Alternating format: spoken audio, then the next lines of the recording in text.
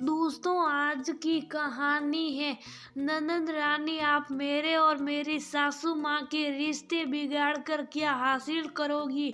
दोस्तों, कहानी शुरू करने से पहले अगर आपने चैनल को सब्सक्राइब नहीं किया हो तो कर लीजिए ताकि आपके पास पहुँच सके हर नया वीडियो। नंदिनी बहू, कोशिश करना आज ऑफिस से जल्दी घर आ जाओ। दामाद जी जरूरी मीटिंग के चलते यहाँ आए हुए हैं। स्कूल की छुट्टी भी थी तो दीपिका और दोनों बच्चों भी साथ में आने वाले। दोपहर तक वो लोग आ जाएंगे और दामाद जी रात के खाने पर आएंगे। तुम नाश्ता और खाने की तैयारी कर लेना। छोला पूरी, मेथी मलाई, मटर कोफ्ते, मिसी रोटी, गाजर का हलवा और बच्चों के लिए आलू टिक्की पापड़ी चाट बना लेना। मैं छोले गला मटर छिलकर आटा भी लगा लूंगी। तू बस समय से आ जाना। सास सविता जी ने मेथी साफ करते हुए बोला। नंदिनी उनके सामने चाय का कप रखते हुए बोली, मम्मी जी आज तो मेरी अर्जेंट मीटिंग है, उसके बाद प्रेजेंटेशन भी सब मीट करना है। थोड़ा समय लग जाएगा लेकिन शाम तक आ जाऊंगी। और अगर मैं कहूँ हम इन सब से हटकर कुछ अलग करें तो कैसा रहेगा। बच्चे और दीदी दोनों बहुत खुश हो जाएंगे। बहू खाना नहीं बनाएंगे फिर क्या, बाजार से खाना मंगवाना है।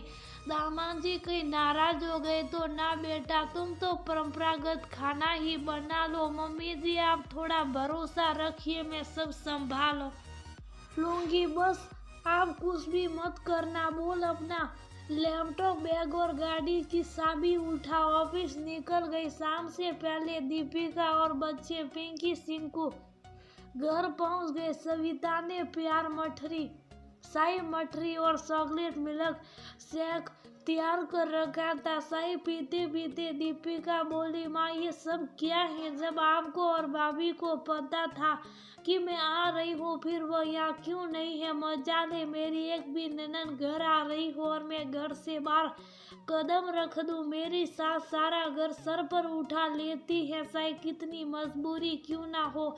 और एक आप है जो बहू आने के बाद भी सही बना रही है, तो क्या ही मतलब है बहू का।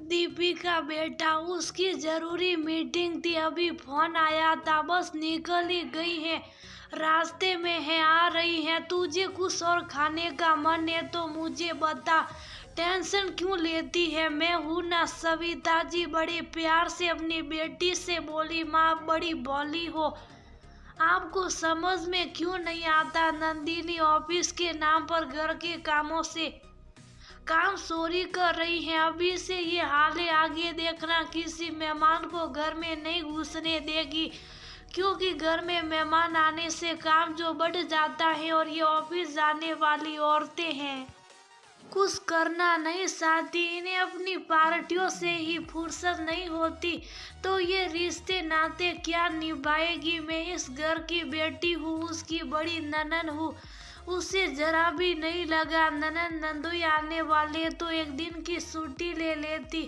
तब मैं समझती कि उसे रिश्तों का लिहाज है। मगर यहाँ तो उल्टी गंगा बह रही है। अभी भी समय है, मम्मी संभल जाओ। दीपिका जब से आई है नंदिनी के खिलाफ अपनी माँ को भड़काने में लगी है। नंदिनी और रोहन की शादी 4 महीने पहले हुई है। दीपिका अपने भाई की शादी में ज्यादा रुक नहीं पाई थी, उसके बाद बच्चों की परीक्षाएं आ गई। अभी क्रिसमस की छुट्टी लगी तो सोचा 7-8 दिन अपनी माँ से और नई भाभी से मिल आती हूँ। सविता जी कुछ कहती इससे पहले ही नंदिनी घर पहुँच अपने साथ लाया हुआ सामान रसोई में रखती हैं। तुरंत मुंह हाथ धो कपड़े बदल कर रसोई संभालती हैं और फटाफट बच्चों के लिए पिज्जा और कप केक ट्रे में लगा कर ले आती है, जिसको देख दोनों बच्चे उछल पड़े और बिना देर किए पिज्जा पर टूट पड़े। वाह मम्मी, क्या टेस्टी पिज्जा है, और ये कप केक मेरे फेवरेट है। ये क्या नंदिनी, तुम्हें जरा भी नहीं लगा कि घर में कुछ बना देती। वैसे भी मैं बच्चों को बाहर का नहीं खिलाती, उनकी सेहत के लिए अच्छा नहीं होता। दीपिका दीदी मैं सिर्फ बेस लेकर आई थी और अभी माइक्रोवेव में फ्रेश वेजिटेबल्स के साथ तैयार की और कपकेक बैटर में सुबह ही बना गई थी। सब होममेड है, आप बिल्कुल चिंता मत कीजिए, सभी कुछ हाइजीन है। 2 घंटे बाद दीपिका फिर रसोई में आई तो देखा नंदिनी अप्पे के सासे में घोल भर रही थी। उसने कटोरियों में देखा नारियल और टमाटर की चटनी और सांभर तैयार देखा। अरे नंदिनी, आज खाने में क्या बनने वाला है? दीदी मसाला डोसा, अप्पे और फ्राइड इडली है। तुम्हें एक बार पूछना तो सही था। दीदी पेश को डिनर में खाना चाहिए। कुछ अच्छा बनाने में तकलीफ थी तो रोटी सब्जी दाल चावल ही बना देती, मगर तुमने तो नाश्ता बनाकर रख दिया। लगता है तुम्हें तुम्हारे ननद नंदू अभी से भारी लगने लगे। माँ के जाने के बाद तो इस घर में आने की मुझे सोचना ही नहीं चाहिए। गुस्से से बोलती हुई अपनी माँ के कमरे में चली गई और शिकायतें करने लगी। उनकी बात सुन सविता जी भी गुस्से से रसोई में आकर बोली, देखा मैंने तुमसे कहा था ना अपना दिमाग मत चलाओ, मगर नहीं, तुम्हें तो कुछ अलग करना था। छोले पूरी बन जाते तो दामाद जी भी खुश हो जाते, मगर नहीं, यहाँ तो तुमने मेरी बेटी को भी नाराज कर दिया। कहते हुए वहां से चली गई। अब नंदिनी को समझ में नहीं आ रहा था आखिर उससे गलती हुई तो हुई क्या है। दीपेश जी को आने में अभी समय था। बच्चों को भूख लगने लगी तो नंदिनी ने डोसा अप्पे और इडली टेबल पर लगा दी। बच्चों ने खूब खुश होकर खाई।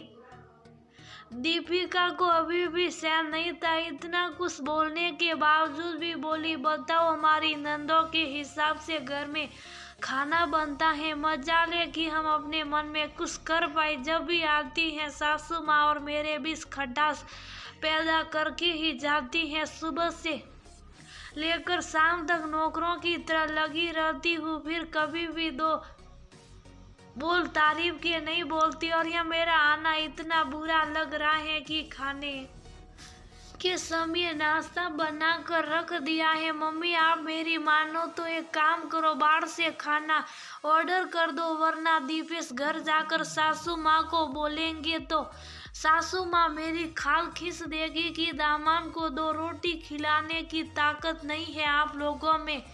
इतने में दीपेश घर में घुसते ही बोले, वाह सासू माँ, आज तो लगता है आपकी रसोई साउथ इंडियन मसालों से महक रही। क्या बनाया है अपने प्यारे दामाद के लिए? सविता जी हड़बड़ाती हुई कुर्सी से उठी और बोली, जी आपके लिए मसाला डोसा इडलियाँ बनाई है बहू ने, अब आप ही खाकर बताइएगा कैसी बनी है।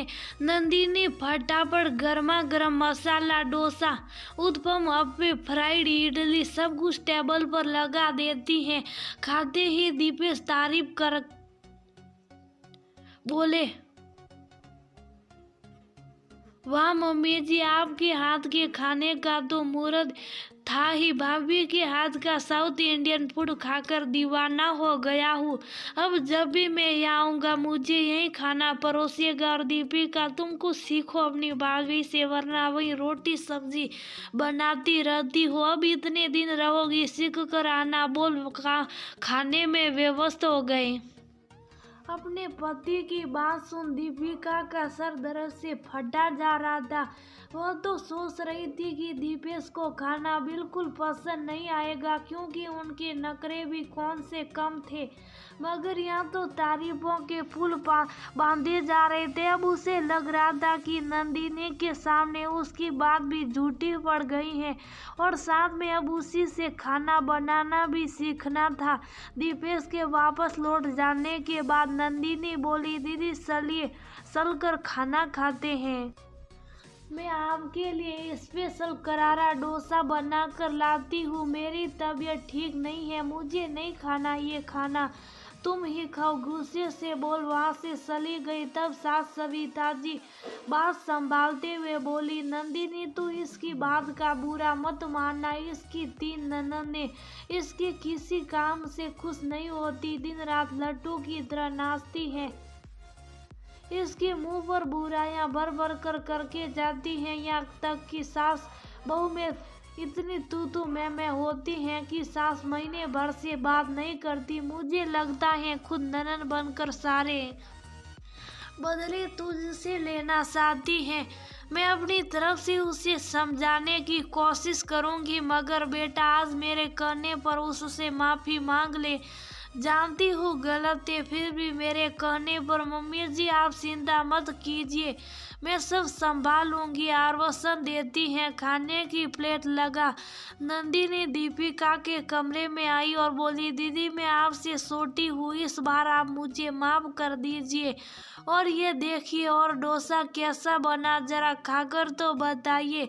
दीपिका अभी भी राई का पहाड़ बनाकर बैठी थी, उसे सही गलत समझ में नहीं आ रहा था।